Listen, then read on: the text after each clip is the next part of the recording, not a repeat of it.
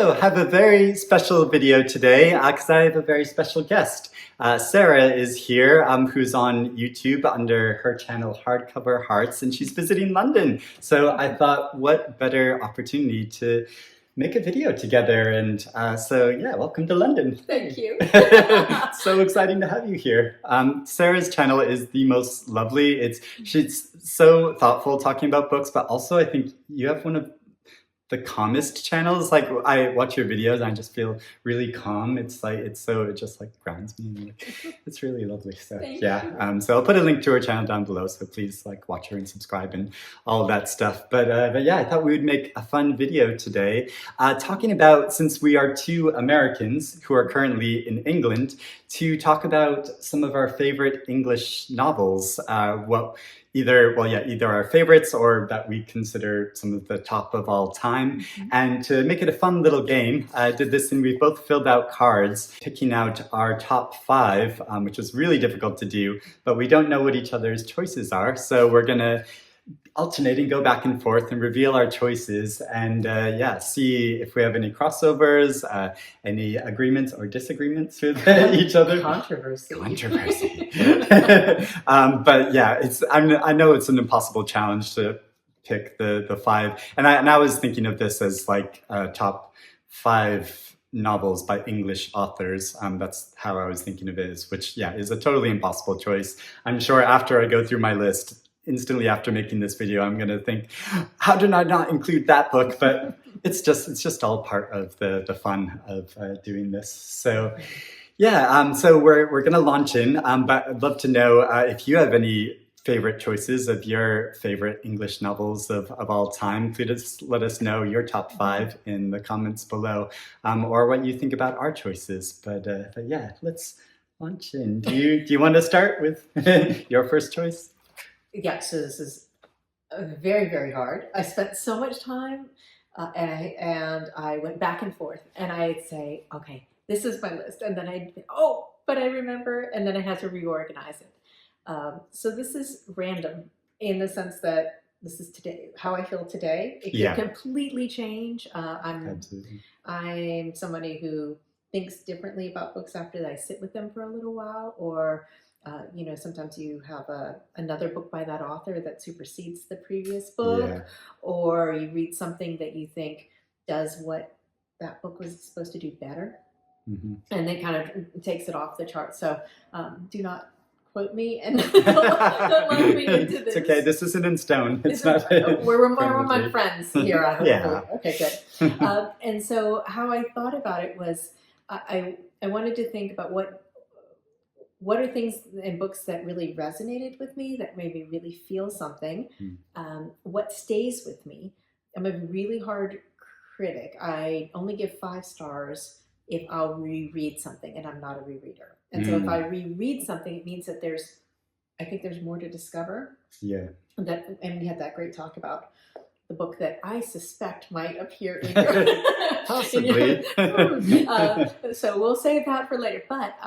there are some books that over time you just realize, like, oh, there's more there. I know I just skimmed the surface. And so you want to go back at a later date and really go through again. So that's what I reserve my 5s for. So most of these are 5 stars that I would read again. And I'm going to do them not necessarily in like, this is the number 1, but more, this is the first one I read that resonated really, really deeply with me. Okay. Great. I don't think this is going to be on your list. Okay. So my first one is Gaudi Night by Dorothy L. Sayre. Oh, okay. Yeah, I've not read that. Oh, got it. Okay, so Gaudi Night was written in, and I took a few notes so that I make sure that my notes are not. Yeah, I won't look. Don't look. It's very professional. Oh, thank you. 1935 was when this was written. Okay. Dorothy L. Sayre is one of the golden age crime novelists, and just really brilliant woman. She is one of the very few first to graduate from and be awarded graduation from Oxford. She's ended up writing, I think it was something on Dante, translation of Dante's work. I think so. brilliant. Mm. But in order to make a living, in order to survive in the world, she became a crime writer. But her crime writing is along the lines of really psychologically interesting. The characters are really thoughtful. Lord Peter Wimsey is like her main detective character, and he suffers from PTSD. Mm-hmm. And we know what it is now, but it wasn't well known then. It was shell shock. And she really plumbs a lot of depths of what that is and what it means and how it manifests. And I think, 1935, to be able to really understand a lot about that and to be able to articulate it. And, and Peter Wimsey is also, like this gadfly kind of man about town, so he has his whimsicalness to him, but then he also has this deep, darkness. Well, Harriet Vane is a character that appears in an arc. So the arc starts with Strong Poison, which is a book, 2 books ahead. And Strong Poison, she is on trial for, and Harriet Vane is kind of a stand-in for Dorothy Sayre herself. So she's a mystery writer. And she's on trial for poisoning her lover. And she was living in a bohemian way. She was not married to this man, but she was living with him in sin, and she ended up poisoning him. Now, ironically, this man wanted to marry her at the end. At first, he said no, and he convinced her to live a bohemian life. And then he changed his mind when he wanted to control her, and she said absolutely not. And so that's seen as one of the reasons that she murders him. And so Lord Peter Wimsey sees her and is entranced by her, and he wants to come in and swoop in and save the day. And she is not somebody to be saved. And she is my favorite character in literature. Huh, wow. Yeah. She's her own woman. Her own, like, decidedly so. Very, very smart. Flawed, but so Strong Poison. And then the next one is Have His Carcass. And she moves from being kind of the victim that, Peter Wimsey tries to save, to moving into being a collaborator with him. And all of a sudden they're kind of having a peer relationship. And it's only in Gaudi Nights that she takes the forefront. And she fully comes into her own, so much so that he recedes into the background. And it becomes the story of her returning to Oxford for a Gaudi, a big party. But there's something going on that they want her to investigate. Some kind of poison letters and some things that could hurt the reputation of this woman's college, which was very important.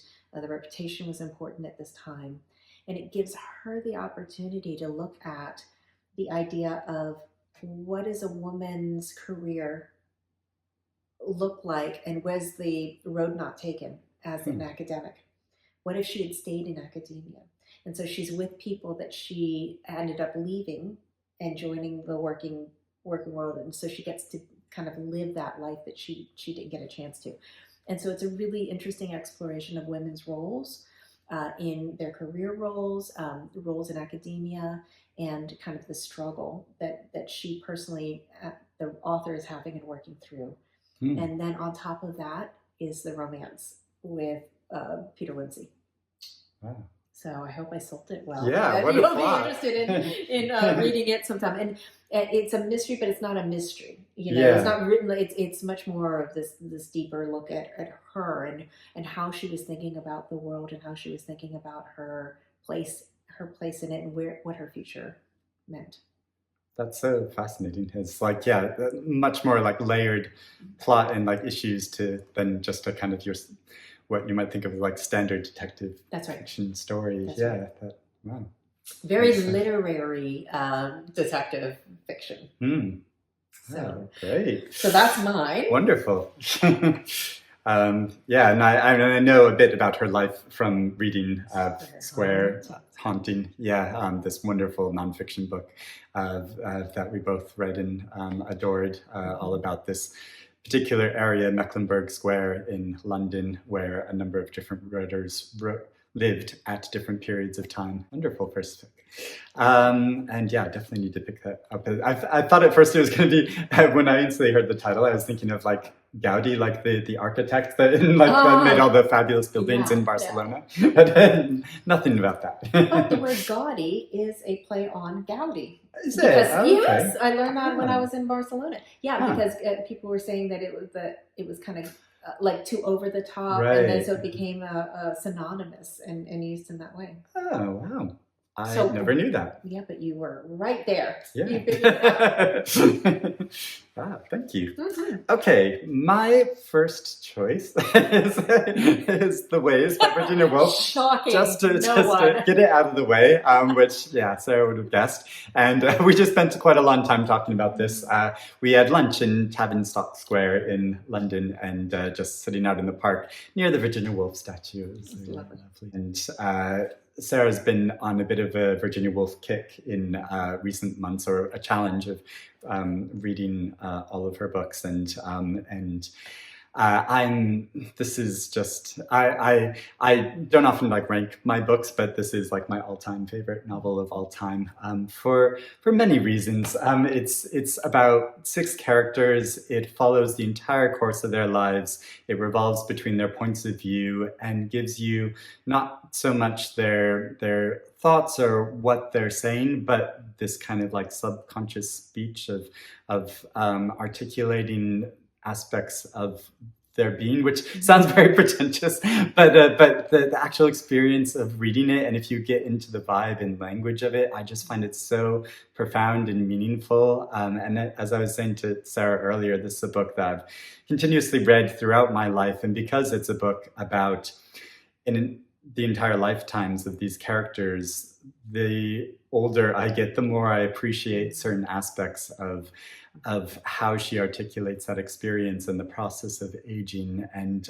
how our relationships with people change over time. And I just find it so meaningful and beautiful. And so it is structured in this way of following their lives, in that they all go through different events and have different interactions with each other. There's a certain character called Percival, who's the 7th character that they all kind of idealize and adore, and how that plays into the plot is really fascinating. But also in between these sections discussing what is going on in their lives, there are these short, very poetic sections describing the movement of light over the course of a day in a room. And so it describes from dawn until dusk this process of the sun traveling across the sky, and how that affects how the shadows are traveling in the room and changing, and how it gives a different perspective, and even the solidity of objects, how solid they are seems to change depending on the time of day it is. And it's just so beautiful, and such a wonderful encapsulation or symbolic representation of the traveling the course of an entire life. And so yeah, I just endlessly go back to this book. I love, as I was saying, love listening to an audiobook while walking through London, because there are sections of it which are set in London, and so it just creates the whole atmosphere.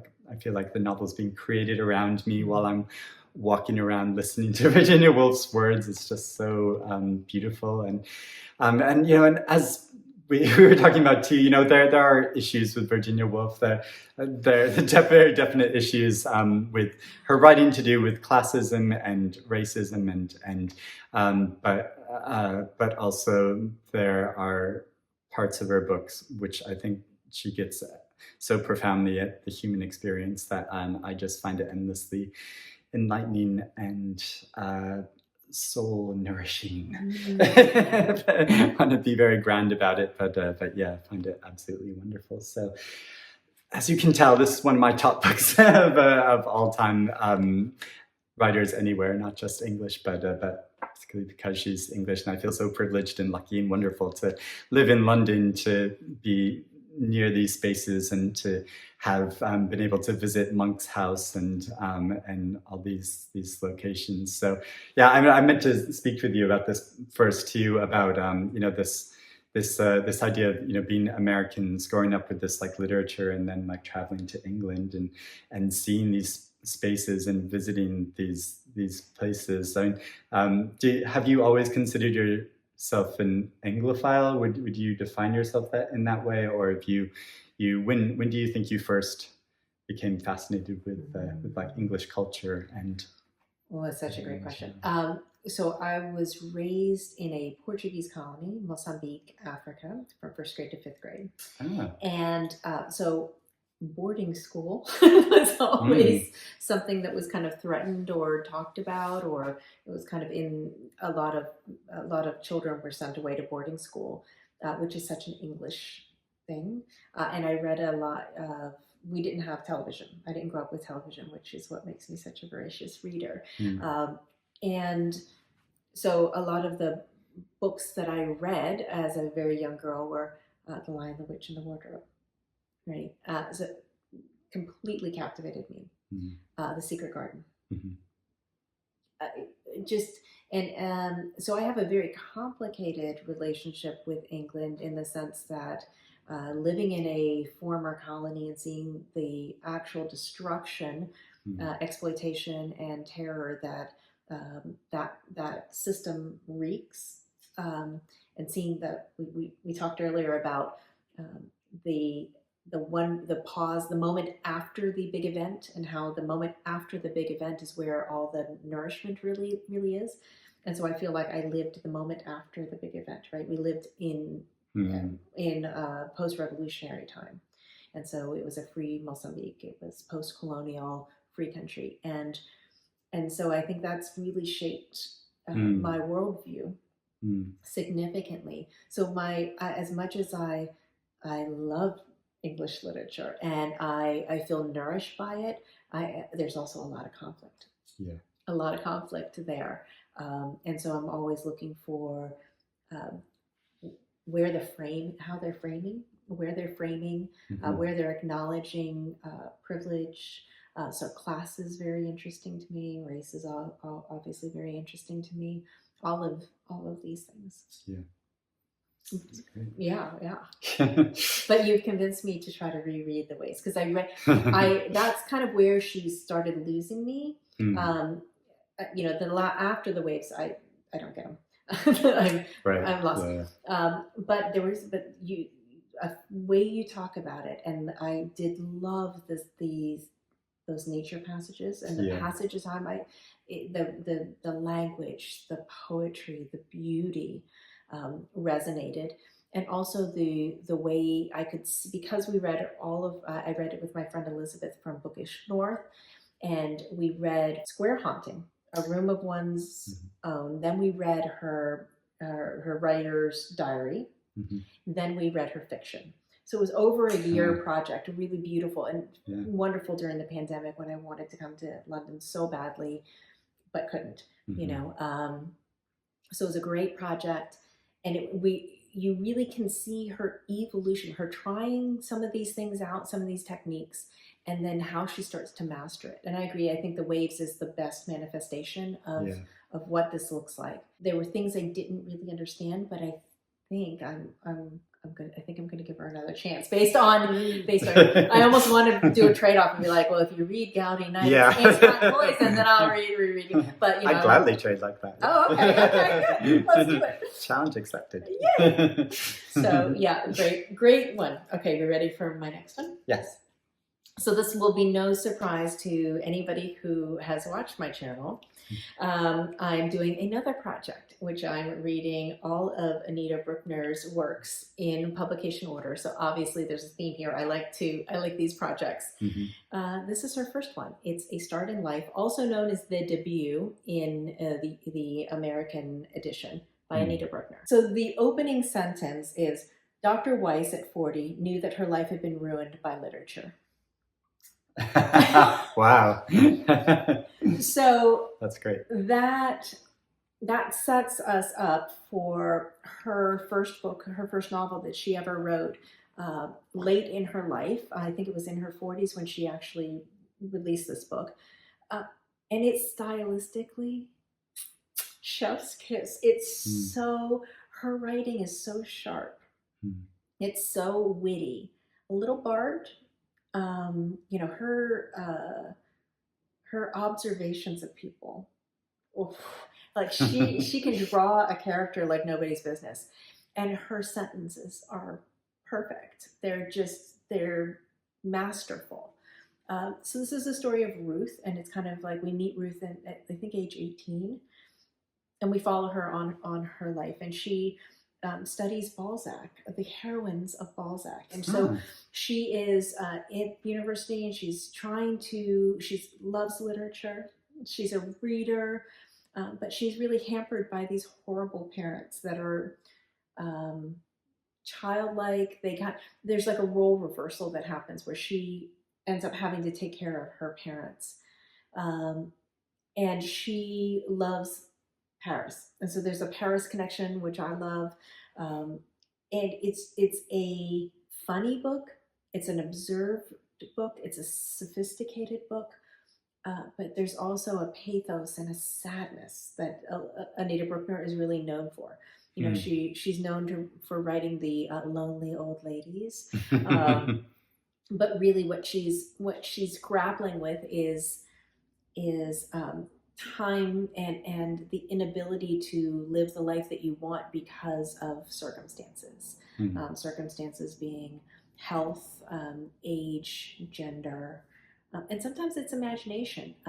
You know, that her characters can't imagine anything different, and can be very passive. But in this one, it just kind of sets the course for how to read her, and it kind of whets your appetite for what her potential is as a writer.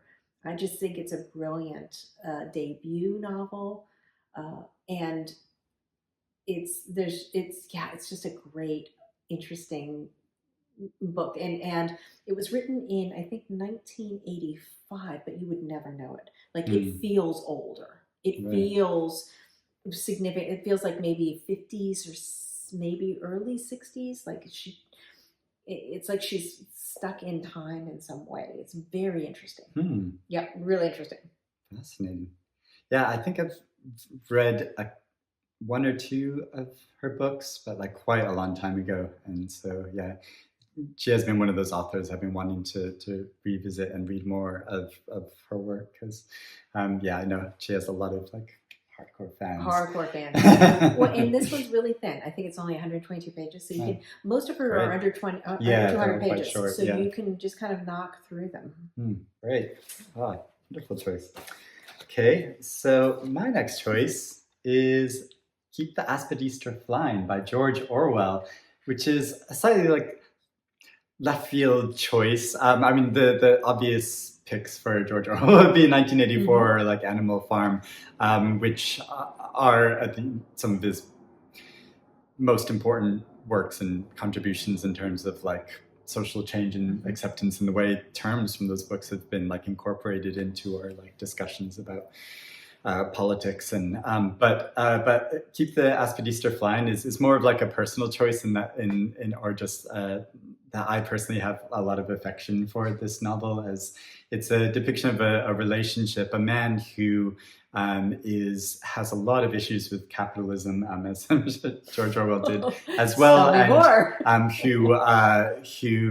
who decides at the beginning of the book that he wants to rebel against what he terms like the money god, and so he leaves this like fairly well paid job, very comfortable job, to try to be a poet and to live a more authentic life. And so just like I feel like very sympathetic with him, and I think also because I read this like in my early 20s, which you know is that sort of time when it's like you're kind of grappling with like who do I want to become, what do I want to do in my life, and you know what compromises am I prepared to make in terms of like my own comfort and in relation to my value system. And so this novel deals a lot with that, and this man struggling with that and wanting to have a relationship, and give the woman that he's having a relationship with all the things that he thinks she deserves or like kind of expects to have, while also being this condition of wanting to be a poet and like not compromise his values. There's this like wonderful scene where they like try to go to have this like idyllic ideal picnic out in the countryside, and it just all goes a bit wrong. It's just all, and I just found it like very sympathetic and very like well observed, and so yeah, this is just like a personal favorite of mine, and it's one of those books that like I read early on in America before I moved here or ever traveled to England, and always like dreamed about having an Aspidistra plant, because an Aspidistra plant is a particular kind of like English plant, and so and I have one now, and so I feel like, oh, I'm like living the dream, and You've arrived. yeah, and I always had this kind of fascination with like the actual landscape of England, as well as like English literature, and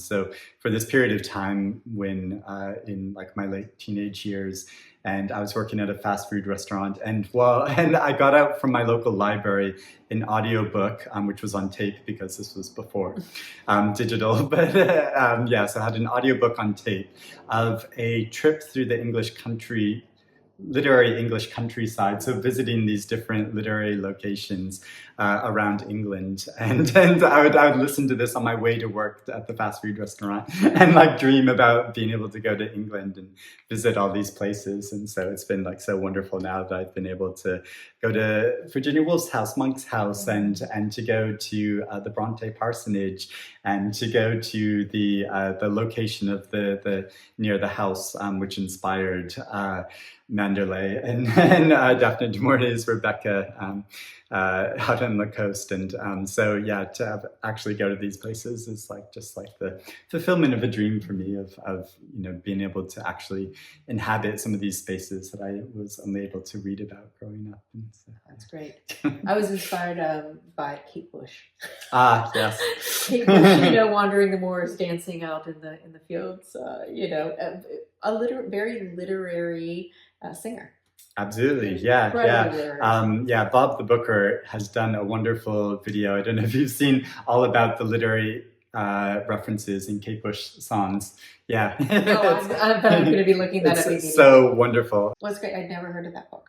So now I have Down and Out in Paris and London, yeah, which I have yet to read, but I will add that too. That's great. Okay, my next one, also very typical. I don't think this is going to be a surprise to anyone who watches my channel. The Pursuit of Love by Nancy Mitford. So Eric and I were just talking about one of my most watched videos, but also one of my most amateur. I said, like one of the first 3 or 5 I've ever done was me just gushing and raving about this book that I read about the Mitford sisters. Being an American, I just wasn't aware of. I knew of Nancy because of being an author, and because I'm an Anglophile, but I didn't understand the politics and what the other sisters represented until I read the Take 6 by Thompson, Laura Thompson, I think is her name. Yeah, I think so. And I just kind of, I was telling you, nobody in my life wanted to hear about this crazy family. So I just grabbed my phone and started talking to BookTube. Does anybody out there care? pretty much.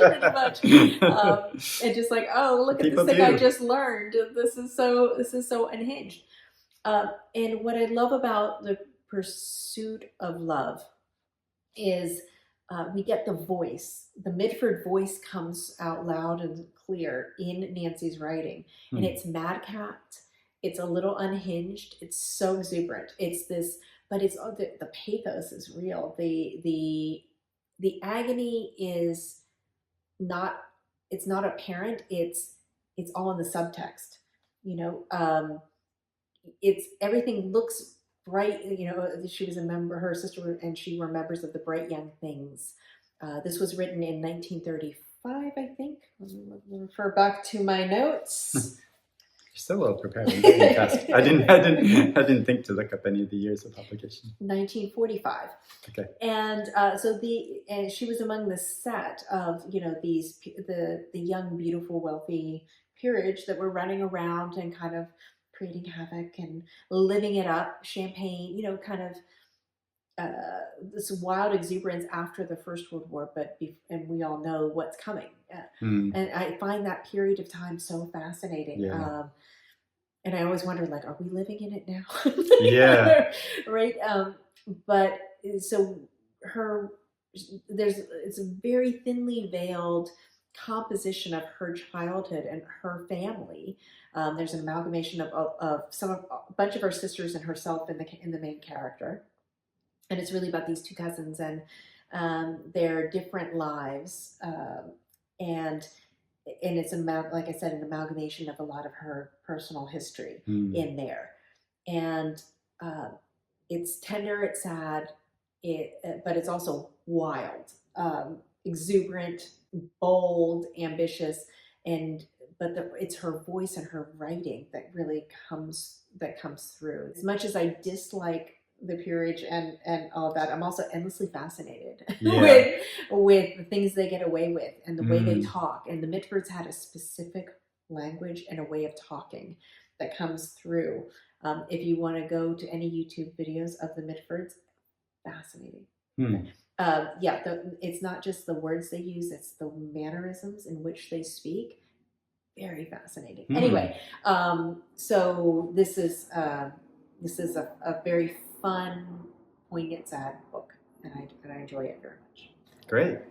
Yeah, another one I need to read. Oh, yes! Next pick is a very contemporary one, which is Girl, Woman, Other by Bernardine Evaristo, which I do think is kind of like modern classic and gives such a perspective on England that we've not had before. And I love the complex way she builds the relationships in this novel between all these fascinating different women and the tension between their own self-perception and the way others perceive them. And so it travels in different sections, focusing on different particular women, but then you see them through each other's eyes in some different sections, and how they view each other, versus that self-perception. I think it's just so fascinating and gives such an interesting view on a whole range of contemporary issues, and so I think as like a capsule of our times, and our values and the various issues we're all working through as a society. I think it's it encapsulates that so well, but also just as a fascinating story, the way she builds the layers of the stories of these different characters and following their journeys is so compelling, and so I just enjoyed reading it so much, and should have been the sole winner of the Booker Prize in the year that it won, but things worked out in the way that they did because the chair of judges was being very stubborn, and but I think the outcome has been clear, and that she has just thrived as an author since winning the Booker Prize. It's been so wonderful to see her build upon that success in such a smart way, and standing up for what she believes in, and promoting literature in the way that she has, to make visible a lot of voices that we haven't heard before. It's so wonderful. So yeah, I think one of the top English novels of all time. I will not disagree with that. In fact, that was one of my honorable mentions. Oh, yay! Okay, good. And also, correct me if I'm wrong, it's all black British women. Yeah, and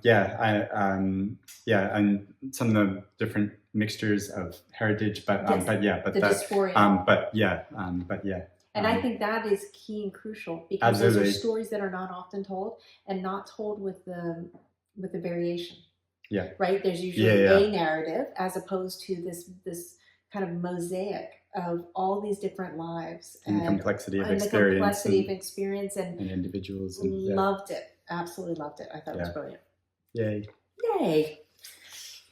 Okay, next one is I'm new to reading this type of literature, because I haven't done it in a long time, and that is Victorian literature. This, you can't really join BookTube and the bookish community without participating in Booktober. Yeah. I think they take your card away. And I had known about this book, but I hadn't really paid attention. It wasn't really on my radar, but it blew me away. And this is North and South by Elizabeth Gaskell. This has everything that I wanted. We've got a full life story. We meet our main character as she's a little older, and she is someone who is just really optimistic and sees the good in the world, but finding her own voice and trying to stand on her own. One of the best marriage refusal scenes I've ever read in a book, ever. I thought it was just fantastic. There's at the heart of it, though, this is about it's about class. It's about the labor struggle, industrialization, and what it was doing to the country, and what it was doing to these neighborhoods, these villages, these towns, and how people were living in this world that was just it was hidden from a lot of people in London. So it's the North and South means the north of for the American watchers. I'm sure for anybody from the UK, you all know this. Yeah. But this is not North and South being North and South of the United States, which is how I thought it was when I was like, right, that's going to be a Civil War story. But yeah, as an American, you would assume that, yeah. Yes. And so I didn't read this for a long time because I was like, I don't really need to read that again. But instead it's much more about the industrial North and versus the cosmopolitan London. And there's a lot of social critique and a lot of things that are and critique about industrialization and what it's doing, but done in such a skilled way. Like it just all flows with the story. You don't feel preached. We talked about putting your finger on the scales and tipping a story to create in essence a propaganda story. This doesn't necessarily do that. It very seamlessly shows you what people's lives were like, and it shows her seeing all this and being introduced to all of these new characters and all these new ways of living that she never even thought of. And she uses this town, Milton, which is a stand-in for Manchester. So I just went to Manchester on this visit, and I actually got to go to the Elizabeth Gaskell home and sit in one of her chairs and see all of her letters, and it was just an interesting, really wonderful experience. Thinking about how radical I imagine this work would have been at that time. And also she wrote Cranford, which is also an honorable mention, which is a really funny, poignant, little sentimental story about these spinster women. I mean, she wrote a story that's in essence all about spinster women in this village. I mean, that can barely get published now, let alone back then. Yeah, at the time. So I respect, I not only admire the book, I really liked it. Yeah, and there's a little romance thrown in that was a slow burn, like well-earned romance, which I respected. Oh, that's great. I've not read that one. I still need to, but I read a previous book of hers, Mary Barton. Yeah. I read that for Booktober one year, and I really enjoyed it. And I've been wanting to read more of her works. So, yeah. My next choice is another quite contemporary one, which is Wolf Hall by Hilary Mantel,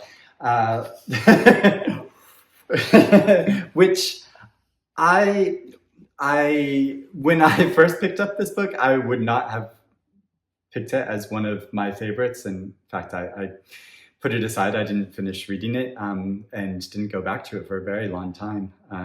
But then when I did some research beforehand about Thomas Cromwell and to learn more about his life so that I could understand him and the politics that were being discussed in this novel, I moved back to this book and just completely fell in love with it.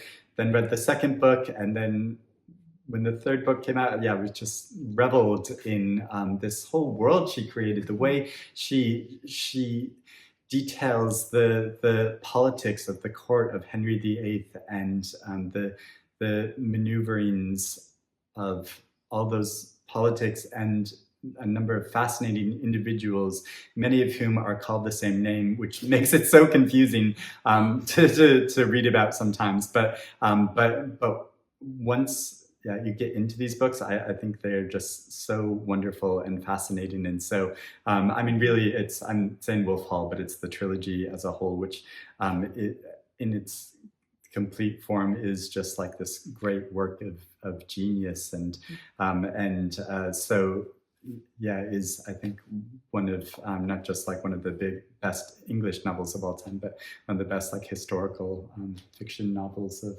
all time. And her writing is just genius. It's so psychologically insightful, and there's so many emotional parts to this book. I just got completely drawn into it. So I loved it. But what's your experience with Wolf Hall? So the second book in the series what is an honorable mention. Okay. Specifically the second. Right. Like I think that the trilogy is incredibly important. The third, just that needed an editor. Right. Needed an editor. It is the longest, I think, isn't it? Yeah. But it felt it. Yeah. But her perspective and what she chooses to frame, and then how deeply she gets into the details. And you're right, it's the details of like the historical detail, but it's also the details of the feelings and the point of view and the motivations of all of these people. It's exquisite, and I'm a huge historical fiction fan. So I kept thinking, like, I need to add a historical fiction. I've got a mystery, I've got literary, I've got a little madcap, like all of my kind of loves. And so that was one of mine. Like I was all like, oh, I'm on the fence, I don't know. But yeah, amazing.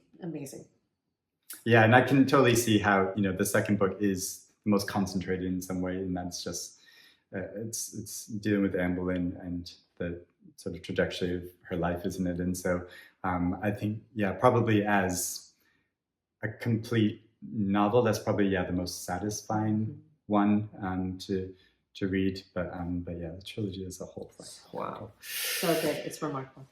All right, we're down to the last one. Final picks. This is Dalloway by Virginia Woolf.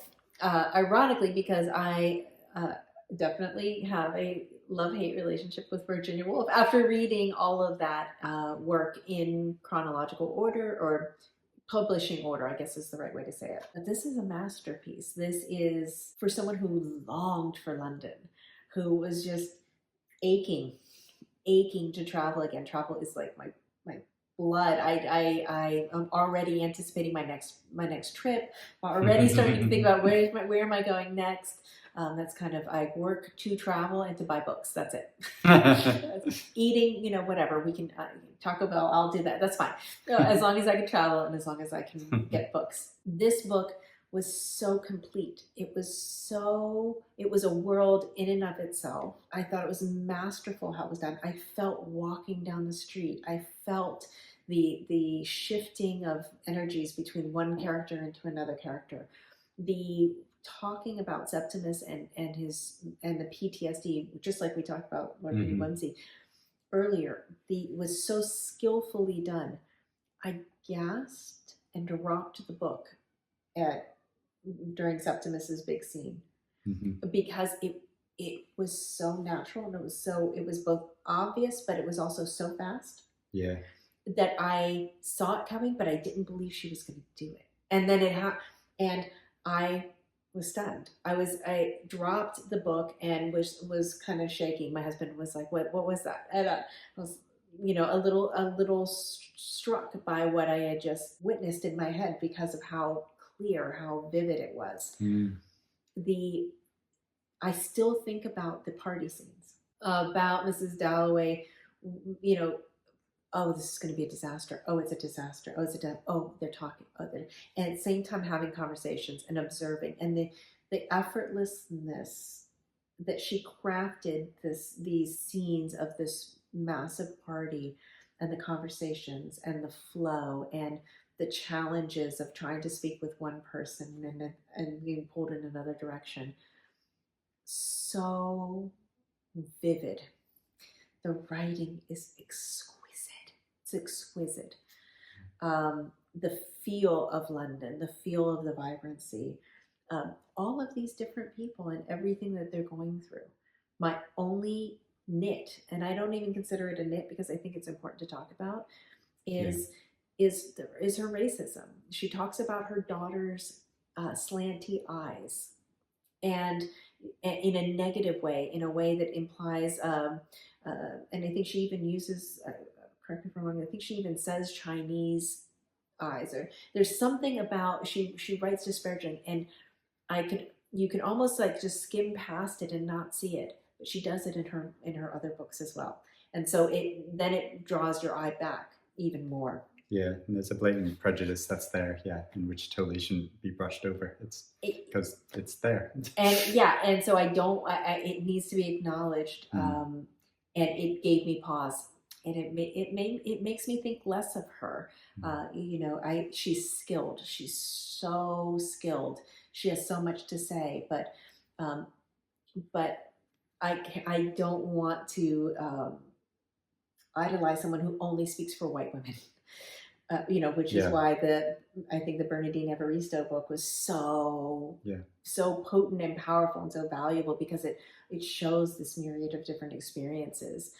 Whereas I find a lot of people who talk about Virginia Woolf talk about her as this amazing revolutionary, but she really is only revolutionary and only really wanting to talk about and to the experiences of a specific type of white woman.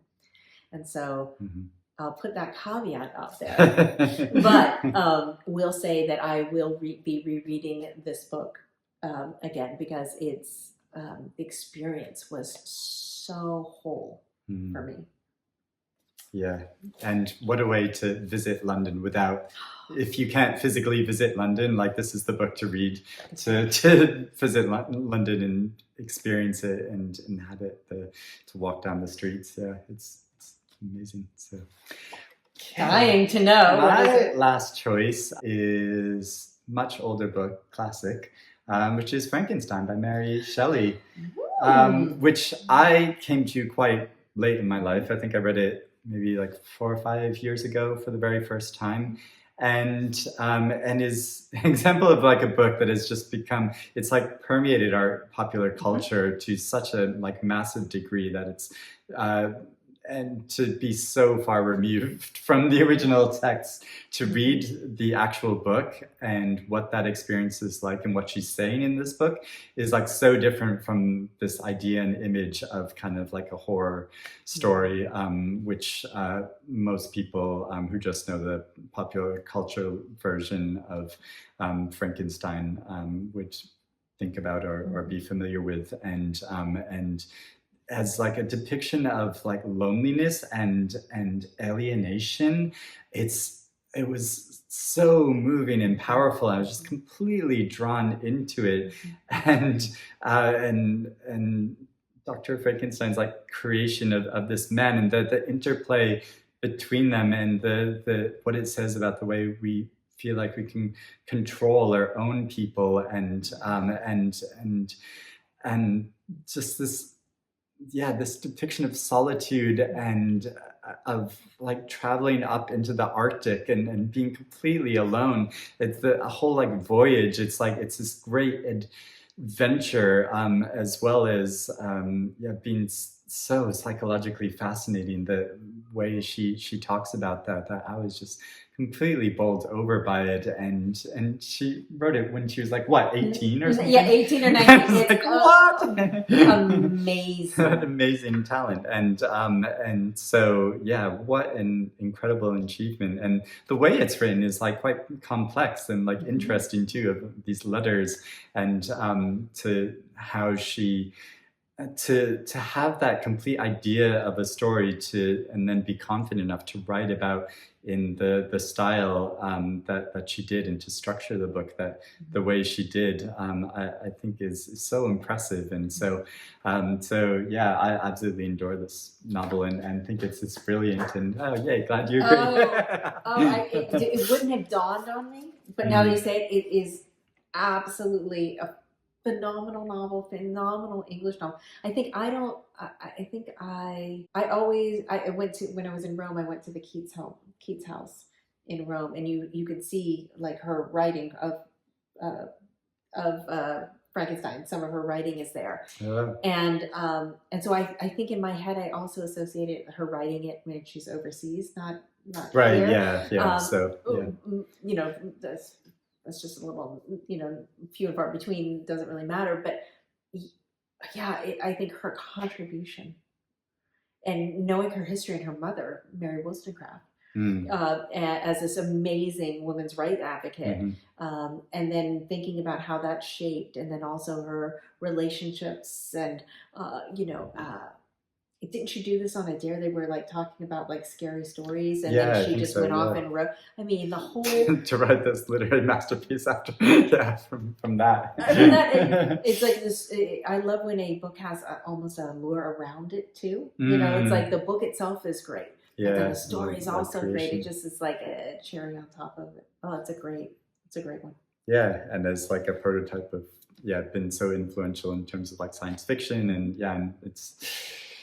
Amazing. And I do have the manuscript version of this novel, which I can show you afterwards. Oh, yes, So what were some honorable mentions that you didn't include that you wanted to? Oh gosh, well, I mean, there was a number of authors, that I would love to include, but it's interesting because with like the Brontes, with Iris Murdoch, there are so many of the books I love and I think are incredible and have been very influential. But when I try to think about any individual, like one book, I don't know if I would pick out any as like my personal top novels of like English literature. So it's not just a tease. And I got up the manuscript version of Frankenstein, which SP Books published, and they published these what do you call it, like large scale versions of the book, so you can see the full text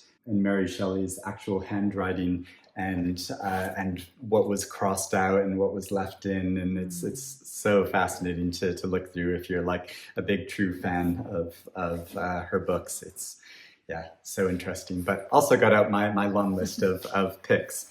Some of my long list of picks would be Middlemarch by George Eliot, which is, I think would be like a lot of people's obvious choice. But I do find that a slightly uneven book when I read it, and when you read about how it was created and how it was originally like two different novels and that were like mashed together. Yeah. And so that, I think that does contribute a bit to how the novel doesn't flow as well as I think if it had been a novel that she'd just written from start to finish.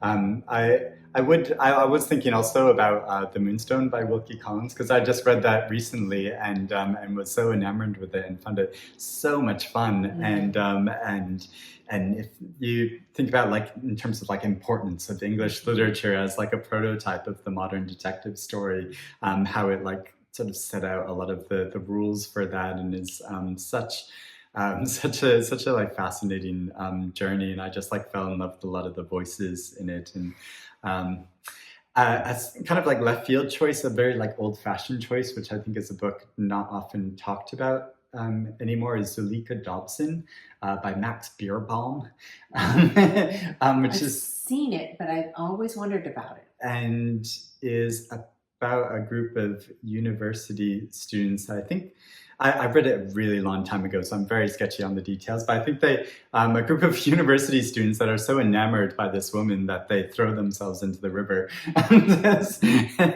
and so it's a very comic novel, and it's a depiction of like university life.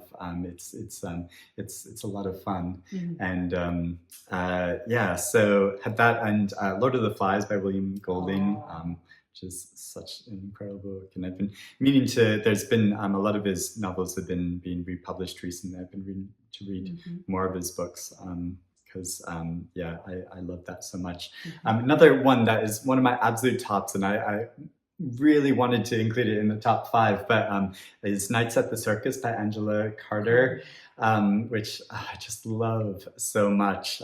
Is a novel that I discovered at university, and is this fantastical story of a woman named Fevers, who has wings, and there's like this myth around her that she was hatched from an egg, and you follow her journeys working at a circus and traveling, and how Angela Carter forms her complex identity is just so fascinating, and it's such a wild ride, and I just love it so much. So yeah, and another recent or book that was new to me recently that I read last year for the first time is In Youth is Pleasure by Denton Welch.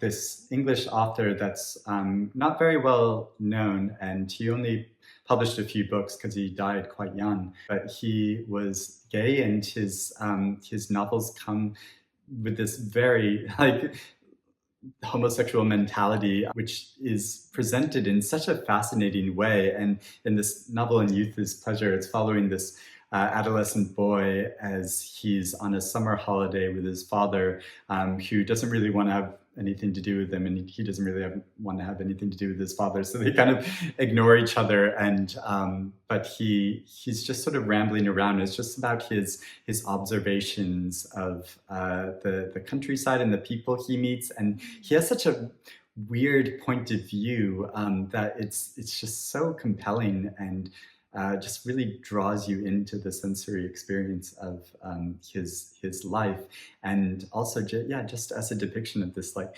sensibility, which is so different from any other I've read about in literature. I just find it so fascinating. And one more of my ultimates, which is the Unconsoled by Kazuo Ishiguro, which is I know in the like Ishiguro canon probably isn't a lot of people's favorite, but I just think is brilliant as this like depiction of the unconscious, and the whole novel is told in this kind of like dreamlike state of this man traveling through these odd situations, and it follows this dreamlike logic, but you see these recurring themes and images over time that it like builds to this depiction of a character in a way that you wouldn't get in a straightforward narrative. And so I just think it's so fascinating and really beautiful.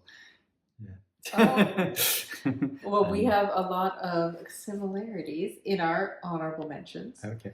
The Remains of the Day. Okay. So That book. Well, I very love English novel. A very English novel, and what I love is you've got your straight story, right? You know, the story of this butler who's kind of aging out, and what is going to happen to him, the life not lived, and you know, is there still a chance for him? So that's kind of your straight, and then you have all of these undercurrents of things that start to pop up as you start to learn more about him, and things that were happening around him, and things that he saw and was privy to. Just the way that book unfolds, I still think about to this day. Absolutely love it. You talked about boarding school and all of that. Brideshead Revisited. Okay, which I've still not read. Which is crazy. I've read other books by Walt, but yeah. Oh yeah, Brideshead Revisited. I have a Folio Society edition of it. I have 2 Folio Society editions of it. It's a really interesting book, kind of like a Gatsby-ish in terms of like the the chasing after wealth and the wanting to establish yourself and with society and the outsider forcing their way in and leveraging through, and also then all the crazy relationships that the family has, and yeah, really, really great book. Obviously, Rebecca. Yeah. That's that one of the best Gothic novels ever written. And we were talking about earlier about the idea of, I just absolutely love the idea of a character that's talked about but we never really see. Yeah. And I mean, absolutely. talk about that. I mean, that's Yeah. like one of the key ones. Character who haunts the entire narrative, but never get her perspective, which is so fascinating when how that story plays out. Jane Eyre, as a prototypical feminist novel, being a young girl reading Jane Eyre, you just, I mean, even the Rochester, I mean, run, girl, run. No, absolutely not. Heathcliff, no. Rochester, no. But finding herself and finding her voice and determining what she wants, even though she chooses incorrectly at the end, but still, beautiful. I really love that journey. And then I'm new to Trollope, and I have to say, though, let's caveat, his anti-Semitism is really bad. I read How We Live Now and couldn't believe how good that was, how contemporary it felt. Can You Forgive Her? So funny. Those are both standalones. I love how he does this thing where he will kind of give you this background, give you this, and you kind of you're seeing everything. It's all being laid out for you. And then the narrator will kind of turn to you, kind of break the wall, turn to you and do a cheeky little comment, and all of a sudden you feel like you're in on the joke. It is so charming and so funny, and I love it so much. The Eustace Diamonds, were it not for the anti-Semitism in that, would have been on here. From the bang, it just starts off with a raucous start, and you just kind of take off from there. I loved it, but then I was like, oh, why? I know the times, and I correct me if I'm wrong, but I did hear that he does do better with less anti-Semitic views, and maybe tries to come around a little later on in his life, but I'm not sure. I'm not sure. I don't know enough about his life, and I've not read those particular books because I've been reading the Chronicles of Barsetshire in order, and then I thought I would go and read some of the standalone books, but I'm really looking forward to those, and again, he's an author that I'd probably want to put him as an author on there, but picking out any one of his books, I don't know if, because all of them I always feel like a slightly mixed experience, or a lot of them I've been giving 4.5 stars because there's always just something about his books which is either a bit off, whether it's the which, I mean, I haven't seen too much of the anti-Semitism. There is mention every once in a while about Jewishness, which is a bit off, but I think the novels as a whole, there's some baggage on them which I think could have been thrown off or edited, but as reading experiences, they're such a delight and joy, and it's been so wonderful during lockdown reading him and discovering his work, because there's a great comfort to his book, and a great sense of humor, as you were saying, which is imbued in them, that I really enjoy. And his women characters are really good. Yes. And really good, shockingly. Because have you read the Barsetshire? Not yet. Okay, because there is a character in that, which this a woman who's wealthy, and all of these men have these designs upon marrying her, which she's very aware of, and the way she plays them and turns them down is so brilliant. And I found it called Martha Dunstable, and she's just one of the best heroines I've read about in recent times. Can't wait. I'm looking forward to it. Well, Eric, this is been such a joy. Thank you for inviting me. I'm leaving with a huge list of books that I need to read. Well, same. Yeah, you've given me lots to read. Yeah, Thank you so much. No, thank you. Thank you for joining me. And yeah, such a joy. I'm so glad that you've been finally able to come again to London and be here. And that we were actually able to meet in person after interacting online for so long and doing a buddy read and in the end. So yeah, it's just been wonderful. But yeah, please let us know about what you think of our choices. If you agree with them or disagree with them, our many alternates as well. Or if you have any other books that we have forgotten. I'm sure that we have forgotten many books that we should have been talking about. But yeah, it's just a fun exercise and excuse to talk about some of our favorite English books, being both in England at the moment. So thank you for watching, and watch Sarah's channel, as I'm sure many of you do already, but yeah, if you don't, check out our videos because they're wonderful. So thank you. Thank you, and I'll speak to you again soon. Bye-bye.